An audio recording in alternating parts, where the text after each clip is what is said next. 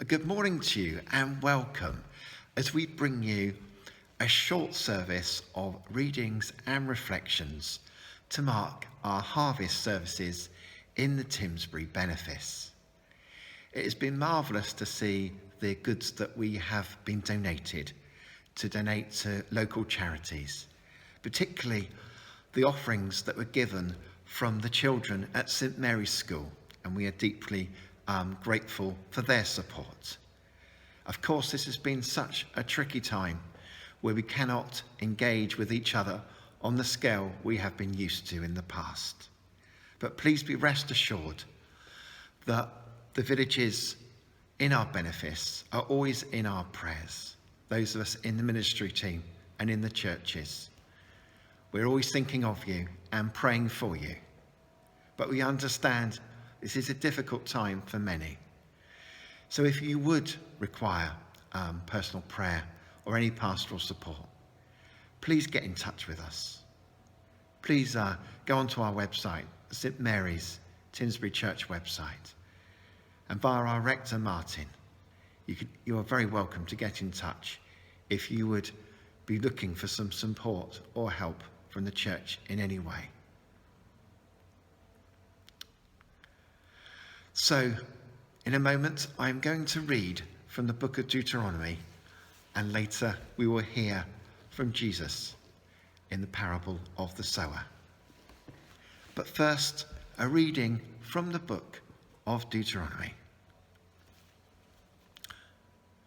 For the Lord your God is bringing you into a good land, a land with brooks, streams, and deep springs, gushing out into the valleys and hills, a land with wheat and barley, vines and fig trees, pomegranates, olive oil and honey, a land where bread will not be scarce and you will lack nothing, a land where the rocks are iron and you can dig copper out of the hills.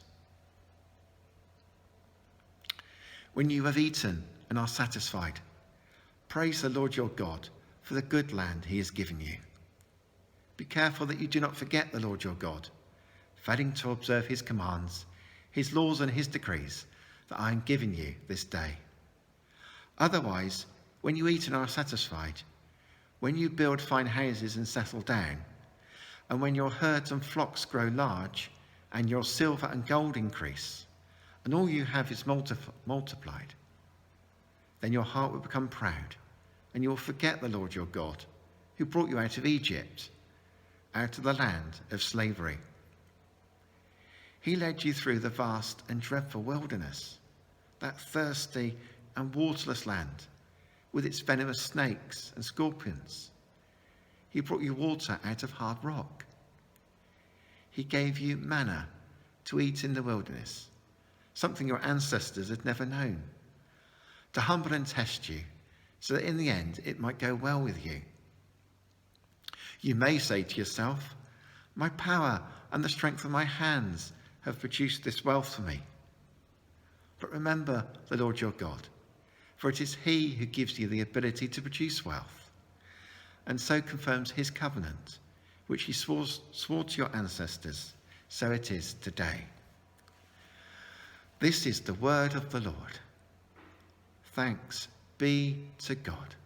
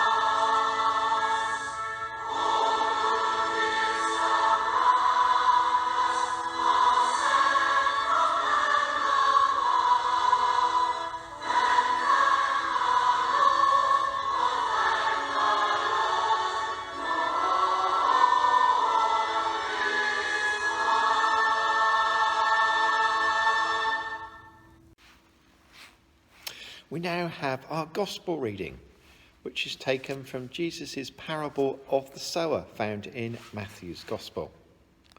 That same day, Jesus went out of the house and sat by the lake. Such large crowds gathered around him that he got into a boat and sat in it, while all the people stood on the shore. Then he told them many things in parables, saying, a farmer went out to sow his seed. As he was scattering the seed, some fell along the path, and the birds came and ate it up. Some fell on rocky places, where it did not have much soil. It sprang up quickly, because the soil was shallow. But when the sun came up, the plants were scorched, and they withered because they had no root. Other seed fell among thorns, which grew up and choked the plants. Still other seed fell on good soil, where it produced a crop, 160 or 30 times what was sown. Whoever has ears, let them hear. This is the word of the Lord. Thanks be to God. There'll now be a period of reflection on the two readings we have heard today from Deuteronomy and Matthew's Gospel. A warm welcome to you this morning. I don't know whether you've ever attempted to grow things, but I know when I had an allotment a couple of years ago, it made me realise how much care, work and commitment is required to grow things. There was the work required to prepare the soil ready for planting the seeds, the thinning out of seedlings as the first shoots of growth appeared, protection such as netting from pests, and the constant battle against weeds. And then during the warm sunny days, there was a constant need for watering to make sure the crops did not wither away and die. And this was for just a small plot of land. I can only begin to imagine the amount of work and effort planning involved for farmers in and around our villages who grow crops to the quality and scale that they do, as well as the hard work involved in dairy farms. Now, for most of us today, we do not have a direct relationship with the land, do we, or the production of food. Our food cupboards can be simply filled after a short trip to the supermarket, or even increasingly by a van, bringing it to our front door. And what I love about the Bible is how gritty the language is, how much it is shaped and spoken of in the everydayness of things. God is not an ethereal, vague spirit being, but he speaks through the language of the earth. In the parable of the sower, we heard in today's reading from Jesus. Jesus, of course, living in a time before mass farming techniques, seems well aware that not all seeds will yield a crop. And we shouldn't be surprised that God speaks to us in this way.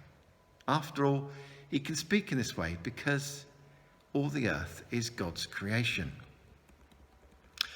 Now, in our reading today from Deuteronomy, we heard from Moses, who is the writer of Deuteronomy, which was given before the Israelites entered the promised land. Now, I think there are two main points from this passage, which can be just as instructive today as they were thousands of years ago when they were spoken by Moses. First, in the passage, Moses talks about God giving them a good land. This good land is defined as one as having brooks and deep springs, as one with wheat, barley, all kinds of other food, where bread will not be scarce. And it's also a land with raw materials like copper. And Moses is reassuring them that God will not let them down, that there will be water, food and resources to sustain them. Because it was 40 years since the Israelites had left Egypt, which had been a place of confinement, but it also was a land of plenty, because Egypt in those days was known as the breadbasket of the world. And by now, the miracle days of the Exodus, the parting of the Red Sea, for instance, the giving of the Ten Commandments, these have become distant memories after 40 years of nomadic wandering in the wilderness. We need to think about this. I mean, many would have died along the way. There would have been anxiety about entering this promised land. What would it be like? Would they be worse off? Should they have stayed in Egypt after all? They'd have had all sorts of questions. Yet for Moses, it all hinged on trust and obedience to God. And of course, we too live at a time of great worry and anxiety. The confinement that COVID has brought with all the restrictions we are living under has placed a huge burden on many. Yet as people of faith, we need to retain our hope in God, to be not overly fearful. We need to trust in God that there will be an end to the confinement of COVID. Just as the Israelites all those years ago were to find a promised land after years of anxiety, we also need to trust God that there is a good COVID-free world waiting for us, just ahead of us. Now, of course, we need to pray and support people going through difficult times, but we also need to trust in God, in hope in him. Which brings us to Moses' second point in this passage, which was, do not forget the Lord your God. He said once they had entered this land that they were to not forget God. It was a warning against pride, as Moses said to them, do not say to yourselves, my power and the strength of my hands have produced this wealth for me. As he reminded them that it is God who gave them and gives us the ability to produce wealth. So I think today all of us can take these injunctions as applicable to our own life and times, both our own personal walk with God through Jesus Christ, and in our community life and in wider society. And by acknowledging that the world and all in it is created by God, we should give thanks to God for it. And this do not forget the Lord your God message can be a powerful one today. It can remind us of the need to share and use the natural resources of the world with respect and the care due to them as things lovingly provided by God. It can remind us that they are not there to be exploited to extinction. They're not there to be consumed in vast quantities while others go without. They are not there to lavishly enrich some at the expense of others. And further, if we always remember that our wealth, no matter how small or large it may be, well, it is God's gift to us. It's provided by God. And yes, of course, things like hard work and study, we need to do those. They can play a major role. Of course they can. But we always need to recall that that of itself is from God. Now, if we have that mindset, that our entire resources were created by God, how can we then fail to be generous with our own money and possessions, even with our time, perhaps, helping others? And if we remember that, if we stay faithful to God and thankful for him, he will hear us and he will respond. Amen.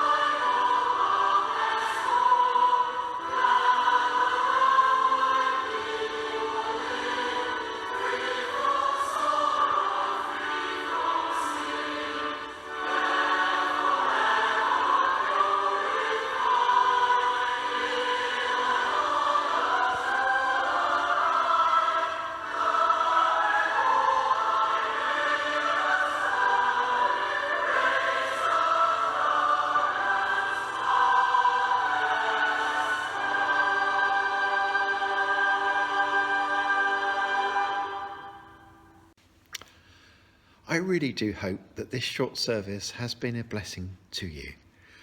It is time now to end our service with a short time of prayer. Let us pray. We pray for all people in the villages of Timsbury, Preston, Camerton, Dunkerton and Tunley. We pray for those who feel isolated. We pray for those who are worried. We pray for those unsure of their economic future. We pray for those who are missing family and friends. We pray for our young people and their education. We pray for all who educate and mentor our young people. We pray for those who live with disabilities and long-term illness. We pray for all who care for those who are disabled and sick. We pray for those who work in our villages. And we pray for all those who serve our communities. Lord, through the Holy Spirit, give us grace to live well through these anxious times. Give us grace to be a good neighbour to those around us. And may your blessing rest upon each one of us forevermore. In the name of the Father, and the Son, and the Holy Spirit. Amen.